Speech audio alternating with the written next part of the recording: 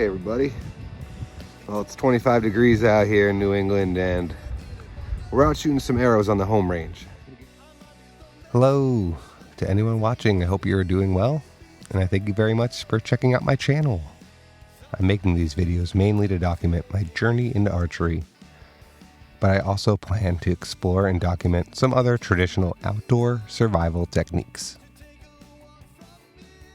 In future videos, I hope to talk more about what I've learned so far about archery and shooting a recurve bow.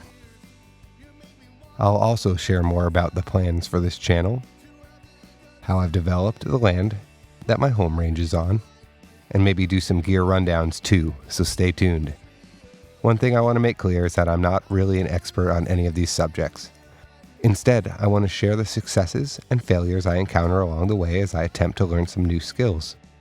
Also, please excuse the production quality. Currently, I film this all on my phone. So with that, let's start the little tour of my home archery range.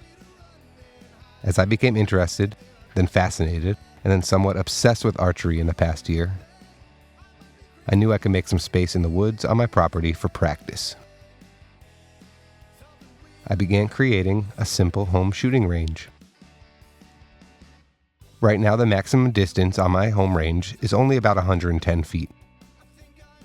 I'm new to the sport, so I like to do most of my target practice at distances between 60 and 90 feet. My homemade backstop blocks my errant arrows from flying off into the woods. It's made from old wood pallets, recycled building materials, timber, and various other materials I found laying around on my property. I did lose a couple arrows when I first started, but after a little trial and error and some practice, I've got a backstop that gets the job done and didn't cost a dime. Today I have my traditional straw target out, as well as my 3D turkey target. I'll show you what the target area looks like from a few different distances on the range. I've placed distance markers in the form of small rock piles every 10 feet, starting at 30 feet away from the backstop. Here's the site picture from 60 feet.